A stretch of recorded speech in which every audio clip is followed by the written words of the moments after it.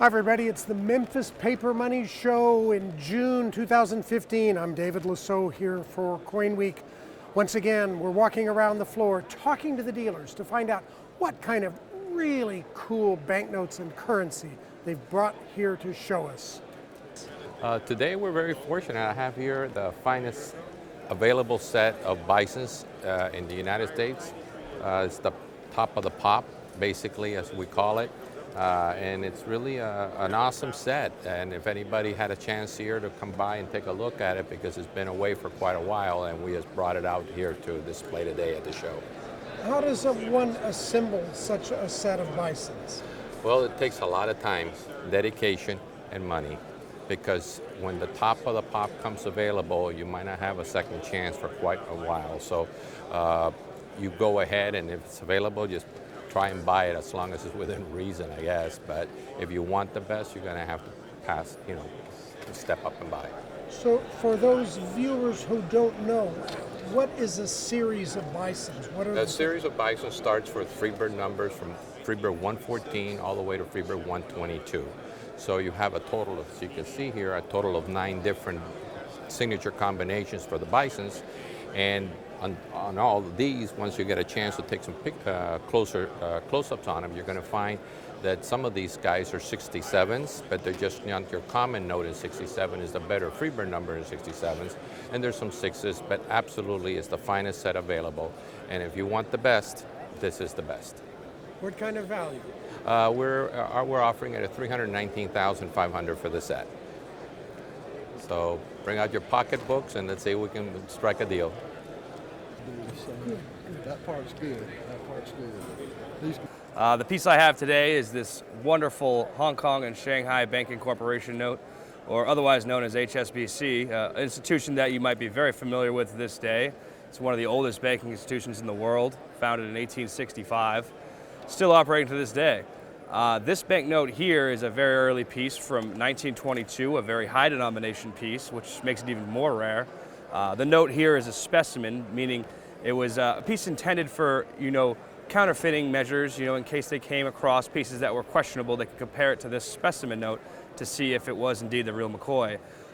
These specimen $100 bills are pretty much all that's available for this design type. An issued note is unknown.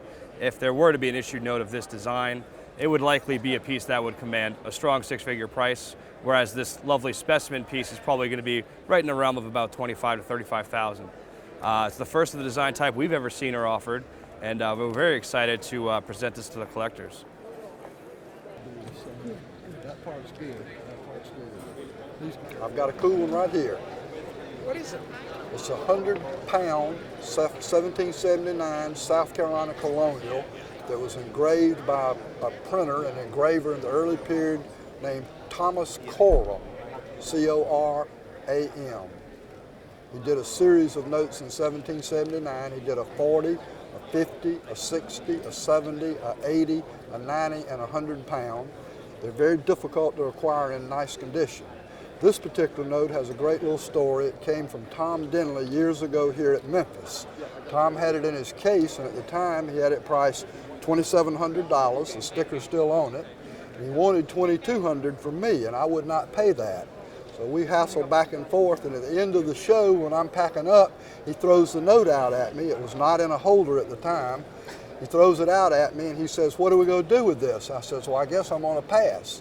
He said, "Give me $2,200. I said, "No, I'll give you $2,000. He says, "No, I can't do that." I said, "Well, put it away." He said, "I tell you what we'll do, we'll flip." I said, "Okay, I'll flip." So we flipped. I won. I got the note, and every show since then, about 20 years ago when I got it, he reminds me of flipping and winning this note from him for $2,000.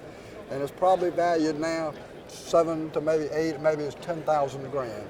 So it's a great South Carolina note. It was a terrific buy from my good friend Tom Denley. That part's good. That part's good. I have a piece of Confederate paper money, the Treasury note from the second series of July 25th, 1861. This is the Jules Manouvrier, was the printer of this note. This is the only note he printed that was actually issued. He was based in New Orleans, Louisiana. These notes were printed in the mid 1861, in the summer of 1861. They come with a very plain front, as seen right here, with the Confederate States logo, and this is a $5 note. It comes with a blue back, also highlighting the Confederate States of America. This is the only 1861 note with a back. It's also a very rare note with only just a little bit north of 10,000 printed. The interesting story behind this note is Jules was, first of all, the note's not very pretty and not very fancy compared to the Southern Banknote Company printing these beautiful red notes down at the same time. The second thing is he didn't really pack them very well and secure them very well. The shipment was broken into when it was being shipped up to Richmond. And the $10 notes, some of them went missing. They had supposedly had red backs. The $5 notes were all accounted for, and they decided to issue the $5 notes. The $10 notes were destroyed, and Jules Manouvrier was fired. He continued to print notes that kind of looked like this for North Carolina, for example, but he was not going to do any more Treasury notes after that. The mystery of the $10 note remains to this day. No one's ever seen a real one. We believe they've all been destroyed, but there's been people searching for a $10 Manouvrier note with the red back over the years, even contacting their descendants and Jules' descendants and so forth, but we've never found one yet. Most likely, if we did find one, we'd find it on a sheet of 4 unissued, or it might be cut up. It would be blank or falsely issued if we found one. How much it's worth, who would know, but it would be quite a bit of money. The other thing about New Orleans was that Jules didn't operate very long after that because New Orleans was shut down on April 25th by Admiral Farragut when he captured the city, April 25th, 1862.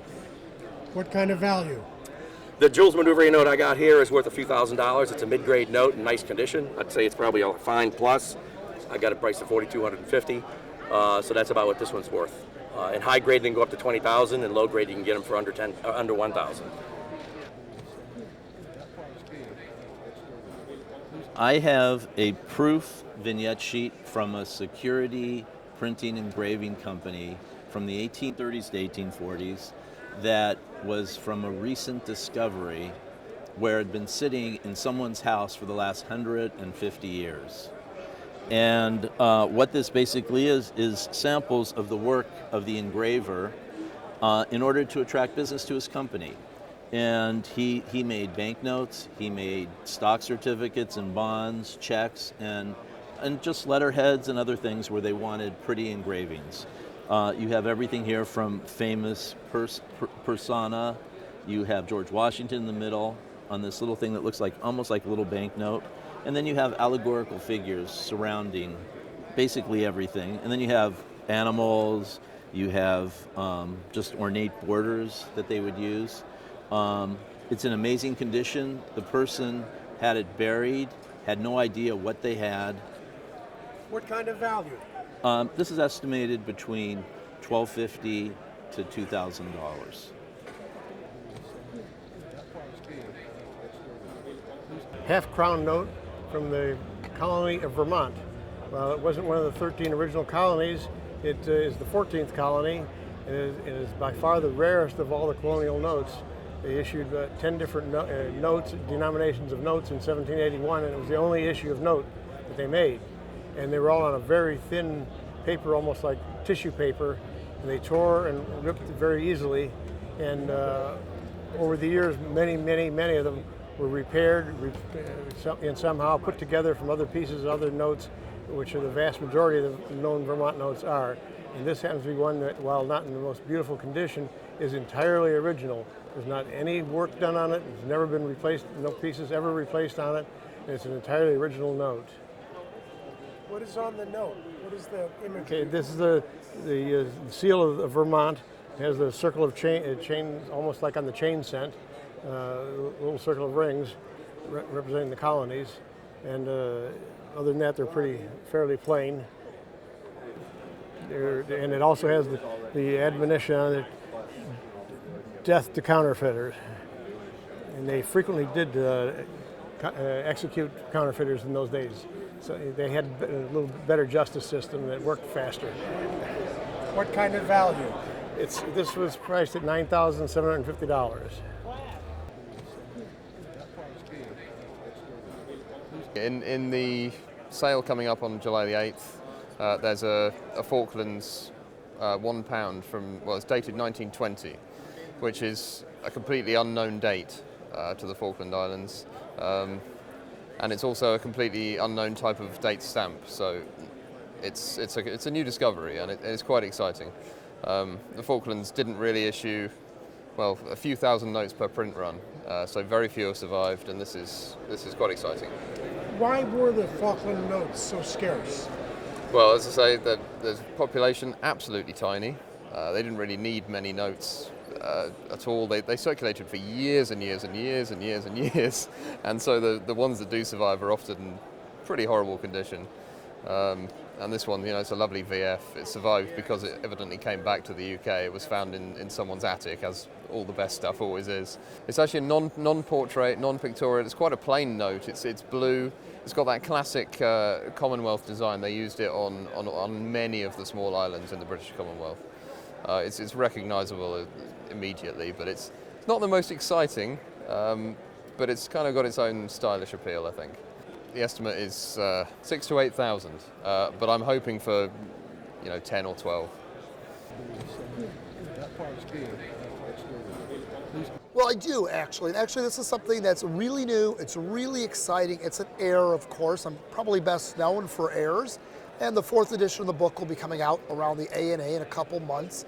And it's not so surprising that the government makes mistakes, because when we think of the Bureau of Engraving and Printing, it's really just a giant printing operation. Something like that prints your newspaper.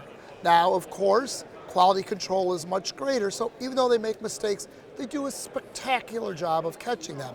One of the new mistakes that has come to light is this error. It almost looks like a man running away. It's a 2-piece error in that as this was printed, this scrap of paper overlaid this part of the back, and had it fallen off and just been swept away on the floor of the Bureau of Engraving and Printing, wouldn't be terribly exciting, would not have a tremendous value. The real value is in that the fact the two remain together and were recovered as one single unit. This is about a $15,000 item, and it really wowed the editors and the public. It was one of the 3 pieces selected for the cover of the new book.